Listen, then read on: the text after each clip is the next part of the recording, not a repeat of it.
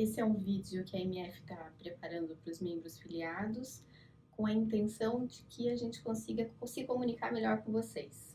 Então, a gente está aqui com a Carmen Mion, que é analista de data da sociedade aqui de São Paulo, e para conversar com ela sobre um ponto bem específico em relação a uma regulamentação importante da nossa formação. Nós, como membros filiados, a gente recebe muita comunicação por e-mail e por um monte de diretorias que às vezes a gente não sabe o que é. Então, dia 19 de abril desse ano, 2017, nós recebemos via a secretaria um documento longo de 37 páginas da IPA, falando a respeito de uma votação que vai acontecer em Buenos Aires, a respeito do modelo Eindhoven. Assim que fala? Uhum. Então, vai ter uma votação que vai votar se vai ser diminuída a quantidade necessária de sessões para a formação. É isso. Uhum. Então, Carmen, você podia explicar para a gente um pouquinho melhor como funciona, que comitê que é esse? Uhum. Eu faço parte, então, do Education and Oversight Committee, que é um comitê de formação da IPA. Né? Esse comitê é composto de 6 membros, 2 representantes de cada região. Norte América, né? A América Latina e a Europa. E um coordenador. Como o comitê da IPA, todos os comitês da IPA não têm poder decisório. Nós recebemos, por exemplo, no comitê de formação, questões no mundo todo, de todos os institutos. Né? Nós lidamos basicamente com os institutos, não as sociedades, de membros isolados, porque tem um fator importante que talvez poucas pessoas saibam, que a IPA é uma associação de membros, ela não é uma associação de sociedades. Cada membro pode se dirigir individualmente à IPA, né? Assim como os institutos. A IPA tem institutos que não estão ligados a sociedades. Isso é importante, eu acho que cada membro, cada candidato saiba disso, né? Que ele pode se dirigir a qualquer comitê da IPA diretamente, sem passar. Com as suas demandas, suas perguntas. Demandas, etc.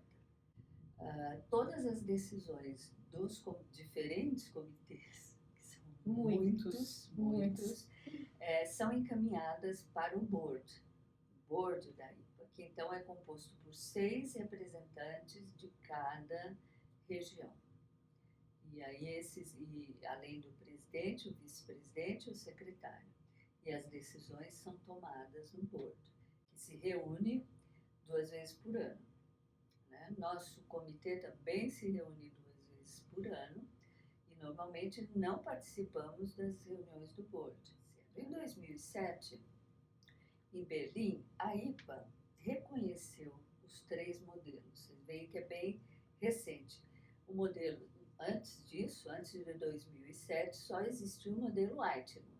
Então, no modelo francês, houve o reconhecimento do modelo francês, que já existia há muito tempo, pela IPA, com 3 sessões por semana, e mais, que as análises eram feitas antes da formação, antes de iniciar.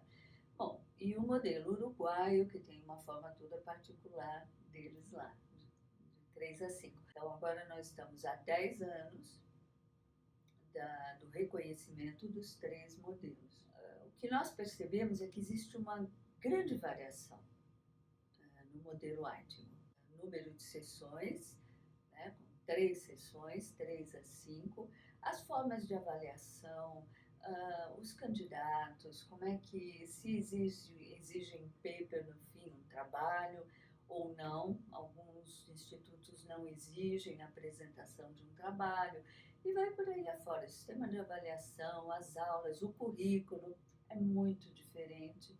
Bom, entre todas essas diferenças, é importante ressaltar um ponto comum, que é desses 3 modelos. Todos eles são baseados no tripé de formação, análise didática, supervisão e os seminários clínicos e teóricos.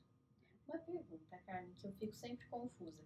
Essa questão da regulamentação de frequência é para o candidato que está fazendo a formação e é também para o paciente que ele vai atender? Exato.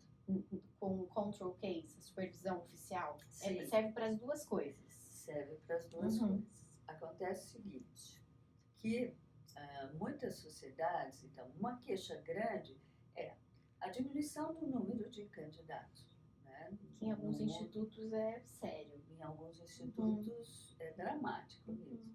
Né?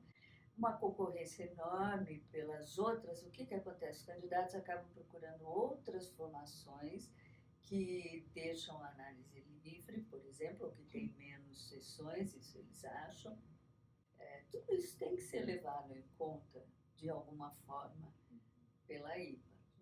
Então, Carmen, fala pra gente um pouco sobre a votação que vai ser em Buenos Aires. Tem o Congresso Internacional da IPA em julho de 2017 e segundo o documento que a gente recebeu, com algumas cartas de institutos e também dos membros desse comitê, do qual a Carmen faz parte, estava se discutindo essa questão de diminuição da obrigatoriedade da frequência de sessão de análise.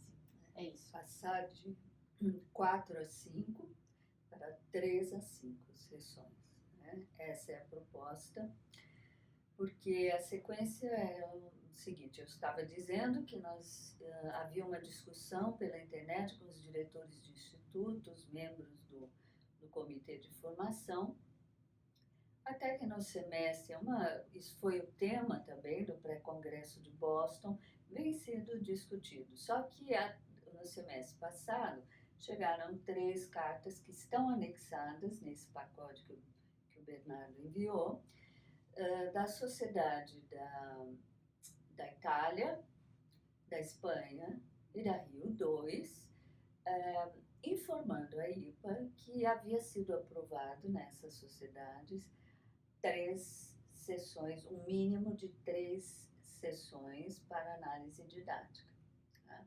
Houve também uma carta do Comitê de Educação da FEPAL, que foi mandada pela coordenadora, que também está anexado, em que havia uma posição da FEPAL favorável a isso, né? Uma diminuição de 3 a 5 sessões. Na verdade, o que me chamou muita atenção é esse pedido de que a IPA respeitasse de alguma forma as diferenças culturais, as diferenças econômicas e as diferenças, enfim, de cada região, né? Porque as diferenças de modelo que existem, as variações no modelo Artigo, elas existem mesmo na mesma região, né? Em sociedades institutos da mesma região.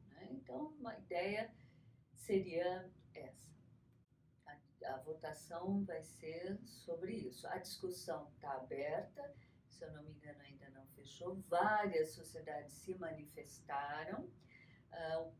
Esse vai ser o tema do pré-congresso e eu gostaria de convidar todos os colegas que estiverem lá, que venham ao pré-congresso, participem da discussão. Isso os membros filiados não podem participar? Podem também. Os membros eu não sabia. Filiados, sim. Então é isso. Muito obrigada, Carmen. Eu que agradeço. Espero que tenha ficado mais claro um pouco essas questões institucionais e a MF vai dar continuidade a informar vocês aí depois de Buenos Aires, então.